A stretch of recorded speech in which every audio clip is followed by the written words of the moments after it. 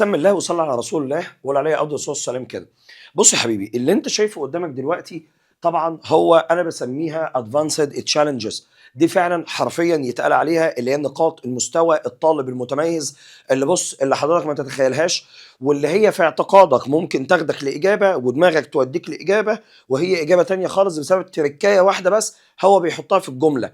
طيب نسمي الله ونصلي على رسول الله ونقول عليه افضل الصلاه والسلام. المفروض ده موضع امتحان، فالمفروض ان ده مش تحدي بالنسبه لك عشان مثلا ان السؤال نقول ان هو يغلطك، لا بالعكس والله. السؤال اللي موجود قدامك هو بمثابه ان انا بدربك لاقصى درجه على كل النقاط المتميزه اللي هو ممكن يمسكك فيها في الامتحان عادي جدا وانت ما تاخدش بالك، واوضح لك برضو الخبايا اللي بتكون موجوده في السؤال وانت برضو ما تاخدش بالك. سمي الله وصلى على رسول الله وتعالى ما نبدا كده السؤال الاول عشان ما اضيعلكش وقت. في السؤال الاول ادفانسد ليفل، طبعا لو بصيت في المثال الاولاني هو عندك هنا بيقول لك ذا majority of the world، خلي بالك ميجا سيتيز طبعا، فبيقول لك are in low lying coastal طبعا areas making them vulnerable to rising sea levels. يعني يقصد بالبلدي يعني المناطق اللي بتكون مستوياتها او المستويات الارض بتاعتها او المسطحات بتاعتها او مستويات البحر بتاعتها منخفضه تماما الى اخره. طيب السؤال ده لو بصيت مع بعض كده بالراحه، اول ما الطالب هيشوف السؤال هيقول لك ده بسيط جدا. طبعا انا كاتب لك وصف تحفه قوي للسؤال عشان لو احتجته وما انتش فاهمه وعايز تاخده كوبي بيست، عايز تاخده ايا كان الى اخره. سمي الله وصلى على رسول الله. تعالى مع بعض سمي الله وصلى على رسول الله. بص للسؤال كده المتميز قوي اللي قدامك ده. طبعا لو انت بصيت هو بيتكلم على ايه؟ على low lying coastal طبعا areas، خلي بالك اللي هو المناطق القريبه او ذات المستويات البحر المنخفضه اللي بتكون قريبه يعني. طيب خلينا واقعيين قوي في السؤال. انا عارف ان اول حاجه هتبص عليها هي وجود الفيرب تو بي. الكلام ده كلام حلو جدا، فالطالب اول ما يجي يبص على الفيرب تو بي انا كاستاذك بقولها لك بص قولا واحدا ان فيرب تو بي اللي موجود قدامك ده مع الاجابه الخاصه بلاينج اللي قدامك دي مش هتنفع. يعني فيرب تو بي مع لاينج اللي موجوده قدامك مش هتنفع ابدا. طب لسبب واحد، ايه هو السبب؟ اولا انت عندك لاي، انا عارف ان هو بمعنى يقع او بيوجد في مكان كذا، بس ما تنساش ان هو فعل لازم، ركز على الحته دي كويس جدا.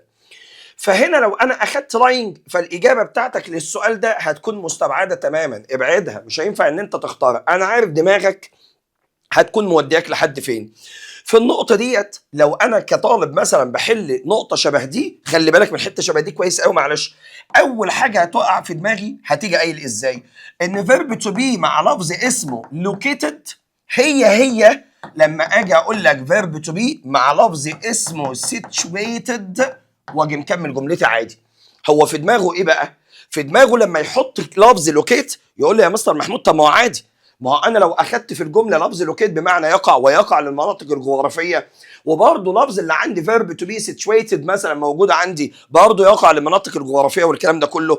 طب ما هو كده الاجابتين متقاربين مع بعض، وانا شايف بالنسبه لي ان الاجابه بتاعت بي والاجابه بتاعت سي هم اقرب لبعض. اقول لك تمام احنا وصلنا كده لنص الاجابه مفيش مشكله.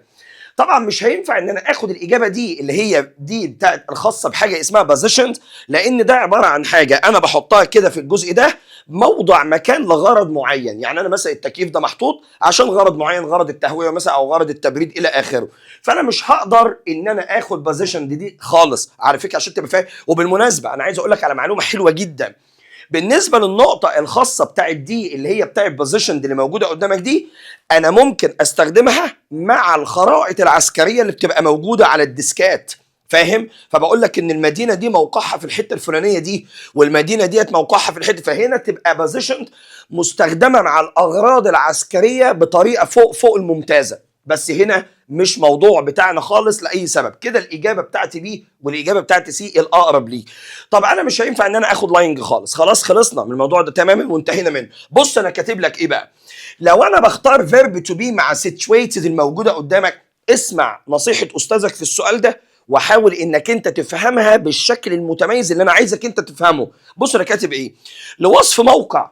انت بتوصف موقع عادي او مبنى. طب ما حضرتك يا مستر محمود طب انا ممكن اقول لك انا باخد فيرب تو بي مع لوكيتد مثلا عشان اوصف. طب بس اهدى ما تقولش انا باخد فيرب تو بي مع لوكيتد الموجوده قدامي عشان اوصف موقع او اوصف مكان. اهدى شويه وحاول تاخد وتدي معايا في السؤال. فانا بقول لك ايه، صلى على النبي الاول وقول عليه الصلاه والسلام. بص انا قلت ايه؟ انا قلت لوصف موقع، صح؟ لوصف موقع او مبنى. خدت بالك من حته لوصف موقع او مبنى؟ بص كمل بقى الحته اللي جايه دي بقى. بالنسبه لما يحيط به، لما يحيط به من معالم جغرافيه.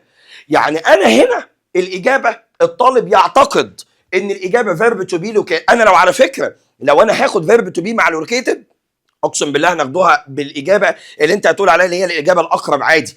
لكن انا تركيزي كله على فيرب تو بي سيتويتد، ان هو يحط لي الاجابتين كده دول مع بعض، يبقى هو يقصد نقطه معينه، يقصد نقطه معينه. اللي فوق هنا ده حصل وصف قدامك ووصف قاطع للمكان او للموقع، صح؟ حلو قوي. فبص انا بتكلم بقول ايه بقى؟ فيرب تو بي مع سيتويتد لوصف موقع او مبنى بالنسبه لما يحيط به. خلي بالك من كلمه لما يحيط به. كمل بقى الجمله من معالم جغرافيه. يعني ايه بالبلدي؟ يعني الوضع الجغرافي او الظرف الموجود فيه. يعني بالبلدي شوف انا كاتبها لك ما بين قوسين، المكان بالنسبه لمحيطه هو شكله عامل ازاي، مظهره عامل ازاي. يعني الموقع بتاع البلد ده بتحيطه سواحل ايه؟ طب والسواحل مثلا عامله مثلا او الزلازل او البراكين اللي حواليه او كذا الى اخره. طب ما انا ممكن اجيبها لك بصيغه ثانيه. بصيغه ثانيه ايه بقى؟ ان هو موجود او متمركز حلو في مكان. بس بص الحته الجامده قوي دي بقى، بصفات معينه. يعني المكان ده موقعه في النقطه الفلانيه دي، بس محاط بحاجات معينه بتميزه عن بقيه الاماكن الموجوده. كمل شوف انا كاتب لك ايه. وخلي بالك انا بستخدمها اكتر لما يكون المكان ليه تاثير او ليه خطوره او ليه ميزه معينه. خلي بالك من نقطه شبه دي واوعى تغلط فيها. يبقى عشان الطالب لما يجي يقول لي اصل يا مستر محمود فيرب تو بي مع سيتويتد، طب ما هو الاجابه الاقرب مثلا ان انا اخد فيرب تو بي مع لوكيتد. على فكره مفيش مشكله، لان طبيعي انا لو اخدت فيرب تو بي لوكيتد فانا هاخدها بس بشرط ان انا ما عنديش فيرب تو بي سيتويتد اصلا في الجمله. لكن لما يحط لك الاجابتين مع بعض اعرف ان هو ماسكك ماسكه ما يعلم بها الا ربنا. يعني ازاي؟ تعالى كمل معايا صلى على النبي. لكن لو انا جيت قايل فيرب تو بي مع لوكيتد يا باشا انت مجرد انت بتحدد المكان بس. عشان كده انا قلت لك مجرد تحديد المكان. يعني المكان فين بالظبط؟ حته مفيش وصف، مفيش ظروف، مفيش ميزه، مفيش تاثير ليه، حتى مفيش خطوره. وحتى دايما انا قايل لك خليها مع المسافات، مع اي اتجاه، مع اي رقم. المكان الفلاني موجود مثلا على مسافه 20 كيلومتر مثلا الى اخره. علشان كده هنا الاجابه الافضل على الاطلاق في نقطه شبه دي ان انا هاخد لفظ اسمه verb to be مع situated في الجمله بلا نقاش وبدون اي مبررات اخرى. ليه؟ لان انا استخدمت الوصف. فخلي بالك من الحته دي كويس جدا. وكمان الوصف اللي انا قلته هل هيكون ليه تاثير قدام او تاثيره ايه قدام او تاثيره ايه على بقيه المدن او تاثيره ايه حتى على الاماكن اللي حواليه كلها. يبقى المكان لما يكون مميز ولما يكون موصوف ولما يكون وصفه معلوم ولما يكون تاثيره هيكون تاثير المكان ده ايه على باقي الاماكن كلها، تصبح افضل اجابه قولا واحدا ان انا اختار verb to be situated.